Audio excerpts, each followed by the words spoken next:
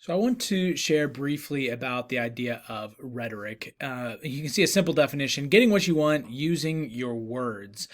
Now you can, I'm sure, imagine what's wrong with this understanding of rhetoric. Oftentimes, the field of rhetoric, the discipline of rhetoric, has had a negative connotation, even historically. This is a career or a discipline, an academic discipline, a career discipline that has existed for millennia, and but sometimes it's had a negative connotation because skilled rhetoricians perhaps are more focused on the effectiveness of their message, their persuasive ability, more than the truthfulness of their message or the kind of ethical or moral ramifications of their message. And we're not going to spend a lot of time on this idea of rhetoric in throughout the unit or throughout the year, but there are definitely some connections between this idea of rhetoric and the way in which people maybe use propaganda. Trujillo, in order to maintain his power and his image, must be an effective communicator. Obviously, he can use methods of forcefulness and violence as well, but there is a way in which a lot of dictators throughout history have often been effective communicators, and so we'll kind of use that to take a look at the idea of rhetoric today. Um, if you've not watched this video, I will make sure that you do that. I'm going to skip it in this presentation here so that you can watch it on your own. So rhetoric obviously has the bad sense of using persuasion to manipulate and control and win arguments regardless of whether your side is true or good. But rhetoric doesn't have to be bad. It can be good as well, using persuasion to help people see your perspective, something you truly believe in, and you want to persuade people to your side because you think it's a good side, without force or pressure, convincing people of something good that you believe in, right? So rhetoric doesn't have to necessarily be bad, but it has often been manipulated throughout history in order to achieve ends that are less than stellar. When we talk about rhetoric, there's really kind of one major golden rule. Remember your audience.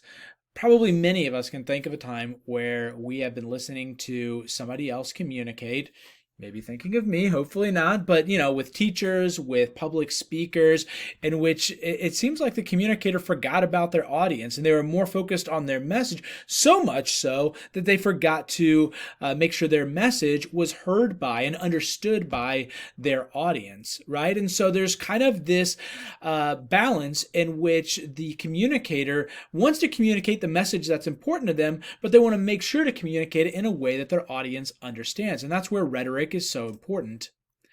Now, this Aristotle, the Greek philosopher, is probably best known for his three appeals: ethos, pathos, and logos. In understanding how do we balance or form our message so that the audience can understand and hopefully either side with us or at least better appreciate or sympathize with our message. Ethos. So I'm just sharing some brief definitions here. When writers or speakers come across as trustworthy, audiences are likely to listen to and accept their arguments. That trustworthiness, along with fairness and respect, is a mark of ethos or credibility. Showing that you know what you're talking about exerts an ethical appeal, as does empathizing that you share values with and respect your audience. Basically, ethos is about your trustworthiness and your credibility. Now, credibility might be established by being an expert in an area. It may be because you're trustworthy, the audience already knows you, or it may be the way that you communicate in a message that connects with the audience. That maybe they didn't know you before, but you're demonstrating that you have taken the time to craft your message in a way that remembers the audience. So you build that trust because this is somebody who is tailoring their message for me, right? So there are a lot of different ways to build credibility in communication. Pathos. Pathos is the emotional appeal, or pathos generating emotions: fear, pity, love, anger, jealousy, that the writer hopes will lead the audience to accept a claim. Now, many of us can probably see have examples in which we've seen pathos or overly emotional appeals being abused, right? Using those big old crocodile tears in order to try to convince somebody to one's message, but really they're just being pretend.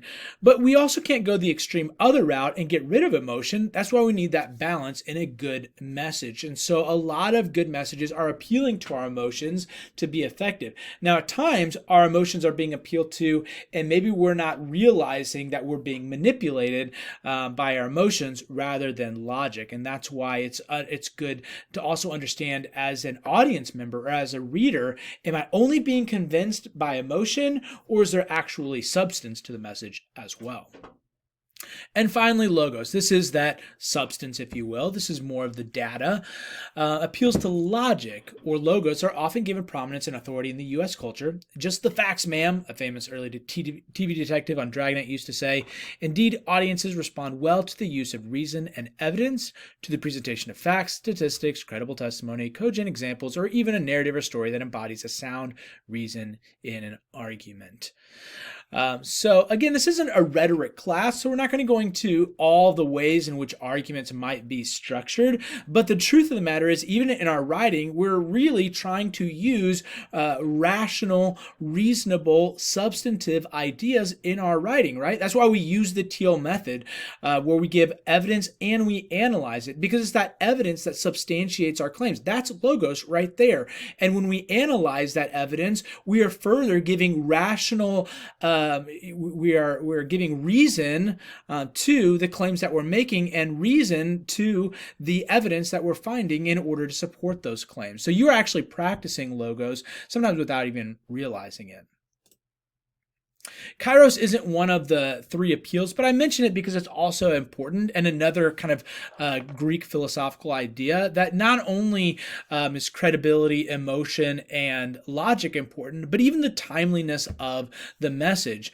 So an example here, an argument on gun reform might be effective, but giving that in the middle of the eulogy of a gun victim would be bad timing, right? So timeliness is also important when we think about giving a good message. The last slide here that I wanted to share is this acronym SOAPSTONE. You might have heard of this in the past. Maybe you'll hear about it in the future. This is often used by English teachers as a way to help students think of analyzing texts or messages, but it applies to rhetoric as well. So when we analyze the message of others, we can think of, who is the speaker? What is the occasion? Kind of that timeliness, kairos, right? Remembering the audience, like who are they speaking to? Who's their target audience? What's the reason for the message? Briefly, what is it about? And then what's the tone? Does the tone reflect the purpose? And if not, irony or sarcasm, sometimes the tone doesn't always match the message, and that's why you have to look more closely at the tone as well. And so all of these are ways that we can think about analyzing the messages of others, or even crafting our own messages.